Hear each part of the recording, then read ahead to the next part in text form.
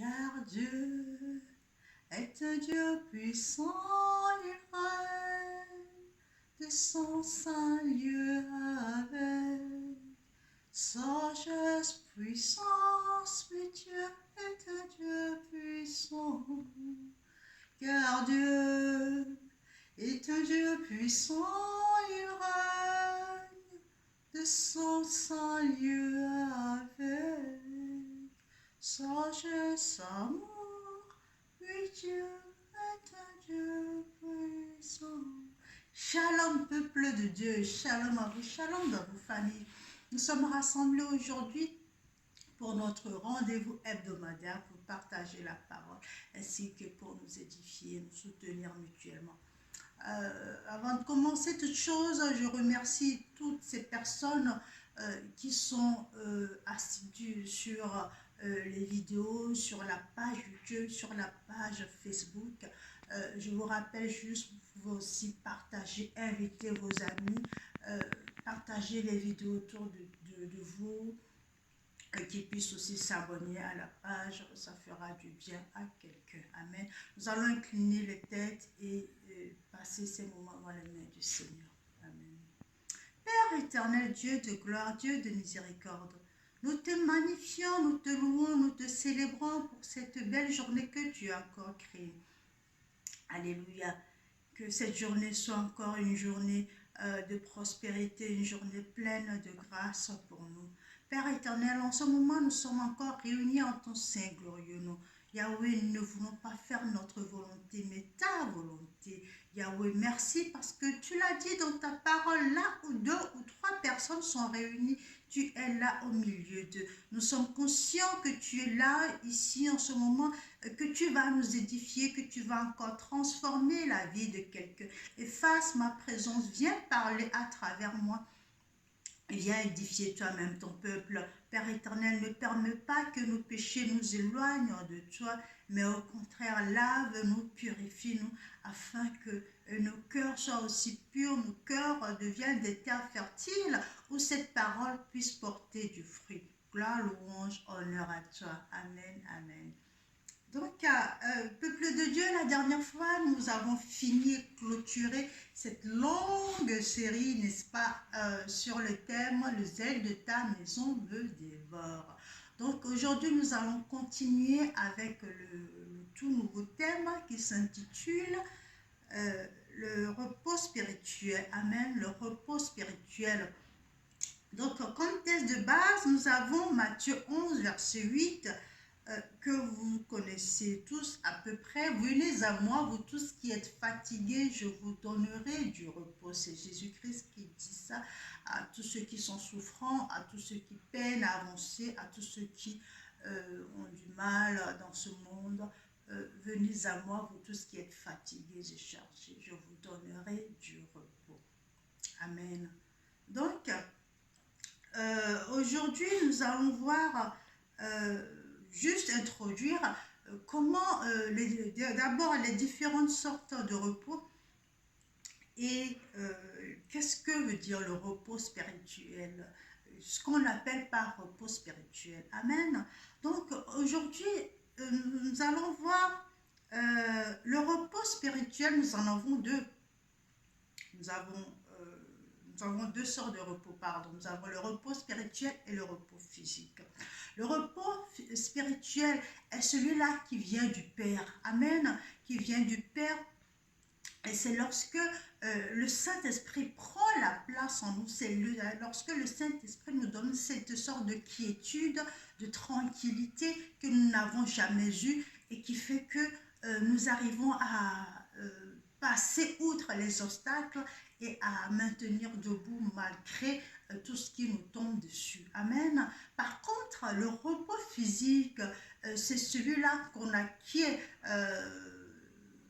pendant que nous nous reposons, pendant que le corps est au repos. Cela veut dire que pendant le repos physique, le corps, soit il est allongé, soit il est assis, mais il est au repos. Mais ce qu'il faut comprendre entre les deux, c'est que pendant le repos physique, le corps est soi-disant au repos, mais la tête, c'est-à-dire que l'âme et l'esprit ne sont pas au repos parce que les pensées, souvent, lorsque l'on se pose, c'est là où les pensées reviennent, c'est là où les pensées s'agitent, c'est là où le cerveau commence à s'agiter, à faire le récapitulatif de la journée, ce qui fait que la plupart du temps, il y a beaucoup de personnes qui n'ont pas un sommeil réparateur. Alléluia. Nous nous couchons, nous nous allongeons, mais est-ce que nous avons un sommeil réparateur? Telle est la question. Mais pendant le repos spirituel, tout est calme, tout est quiétude, tout est paix, tout est sécurité, tout est tranquillité. Donc, cette paix s'installe. Nous avons le repos de l'âme, nous avons le repos de l'esprit, nous avons le repos du corps et il n'y a rien qui perturbe. Il peut y avoir une bombe qui explose à côté, ça ne nous perturbera pas parce que nous savons qu'il y a quelqu'un avec nous. Amen. Cela veut dire que nous sommes tranquilles à l'intérieur puis à l'extérieur. Alléluia. Nous sommes sécurisés. Donc, dans le verset de Genèse 2, verset 2, la Bible nous dit que Dieu s'est reposé le septième jour. Amen. Il a créé la terre, il a créé les animaux, il a créé le monde. Et il s'est reposé le septième jour. Qu'est-ce que cela veut dire? Dieu, le septième jour, il s'est mis en retrait. Pourquoi? Pour pouvoir contempler son œuvre, pour pouvoir admirer son œuvre, pour pouvoir mettre un thème, non pas un thème, mais mettre une expression sur son œuvre, parce que lorsque l'on travaille, lorsque l'on fait quelque chose, il faut aussi prendre un peu de recul, un peu de retrait pour voir est-ce que c'est bon, est-ce que c'est pas bon, est-ce qu'il faut améliorer ou pas. C'est ce que Dieu a fait. Il s'est mis en retrait pour pouvoir contempler son œuvre. Mais alors, pendant le repos de Dieu, qu'est-ce qui s'est passé? Est-ce que le monde s'est reposé? Non, parce que l'Esprit Saint a pris la relève. Alléluia. L'Esprit Saint a pris la relève parce que lorsque lui, nous rappelons que nous avons Dieu le Père, Dieu le Fils et Dieu le Saint-Esprit. Donc lorsque Dieu le Père se repose, Dieu l'Esprit Saint, il continue son œuvre. Amen. Il continue, il prend la relève. C'est un tout petit peu comme si Dieu donne la relève à l'Esprit Saint pour dire, allez, continue ce que moi j'ai commencé. Tu continues. Et c'est dans cette lancée que l'Esprit Saint continue l'œuvre du Saint-Esprit, continue l'œuvre du Père, pardon. Donc si nous voyons dans le verset, le verset de Jean 4, verset 6, Jésus nous dit, ça c'est celui de la femme samaritaine, nous avons un autre verset qui nous parle de l'Esprit consolateur. Voilà. Cependant, je vous dis la vérité. C'est Jean 16, verset 7, pardon. C'est Jean 16, verset 7. Cependant, je vous dis la vérité. Il est avantageux que je m'en aille, car si je m'en vais, le consolateur viendra vers vous. Alléluia. Car si je m'en vais, le consolateur viendra vers vous. Mais si je ne m'en vais pas, mais si je m'en vais, vous l'enverrez. Je recommence la lecture. Jean 16, verset 4. Amen. Cependant, je vous dis la vérité. Il vous est avantageux que je m'en aille. Car si je m'en vais, si je ne m'en vais pas, le consolateur ne viendra pas vers vous. Mais si je m'en vais, il viendra. Jésus expliquait à ses apôtres que lui, il est obligé de s'en aller. Lui, il est obligé de se mettre au repos. Lui, il est obligé de se mettre en retrait. Lui, il est obligé de se retirer afin que l'Esprit Saint prenne la relève. Exactement comme son Père Dieu l'a fait. C'est-à-dire que Dieu s'en est allé, mais ça c'est à titre péjoratif, n'est-ce pas? Dieu s'est mis en retrait, Dieu s'est mis au repos afin que l'Esprit Saint puisse continuer son œuvre. Donc si nous voyons un tout petit peu dans le récit de la femme samaritaine, Jean 4, verset 6, la Bible nous dit, Jésus, ayant été fatigué du travail, du trajet, il s'est reposé. Amen. Il s'est reposé au bord du puits. Et c'était la 6e heure. Et c'est là que la Samaritaine est arrivée. Je vais juste m'attarder un tout petit peu sur cette histoire de 6e heure. La 6e heure, en fait, c'est l'heure où le monde prend toute une autre tournure. La 6e heure, c'est là où il y a le coucher du soleil, n'est-ce pas?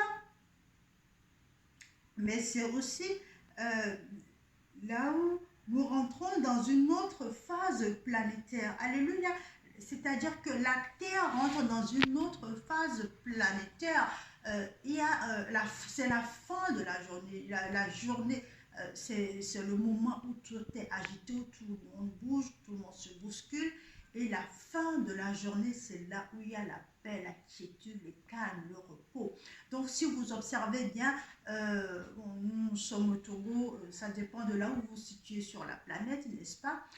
Mais si vous remarquez bien, ceux qui sont ici au Togo, à partir de 18 heures, il y a certaines qui finissent le travail, certaines entreprises ferment parce que c'est la fin. Le soleil se couche.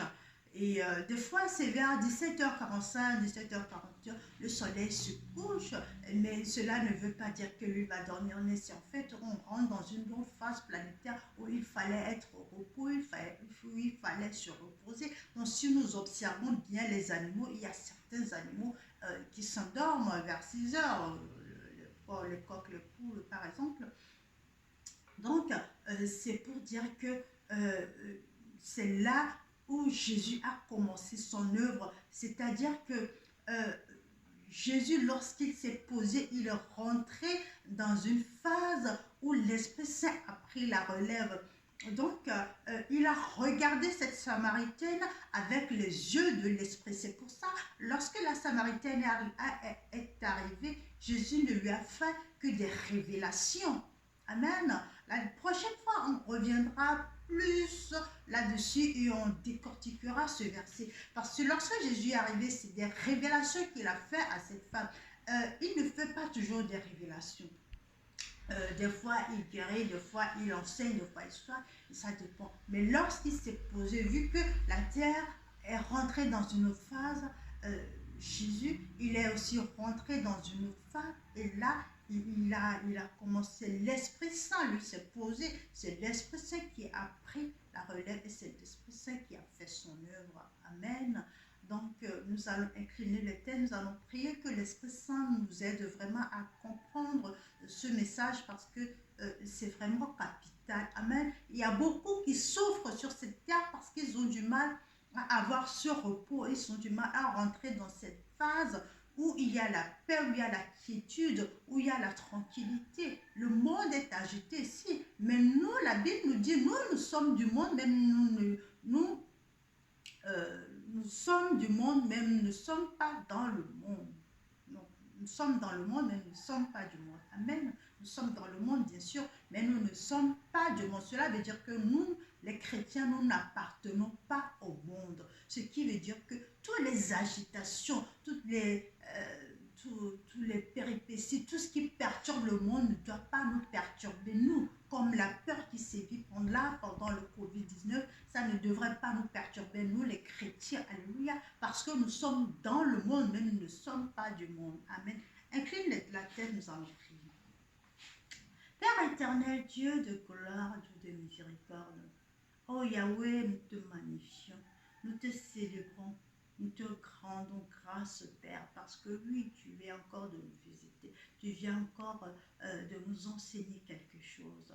Père, nous te supplions, envoie ta puissance, clarifie nos esprits, afin que nous puissions comprendre cette parole et pouvoir la mettre en pratique. Alléluia, tel est notre désir. Oh, oh, oh, je crie en toi.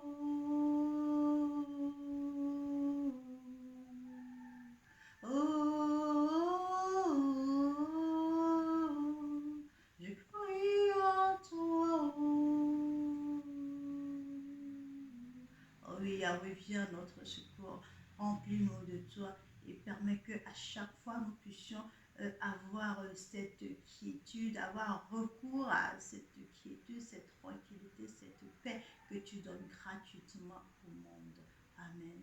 Gloire, louange, honneur à toi. Demeure béni, bien-aimé, et n'oublie pas, tu as un Dieu qui t'aime. Amen. Shalom, shalom.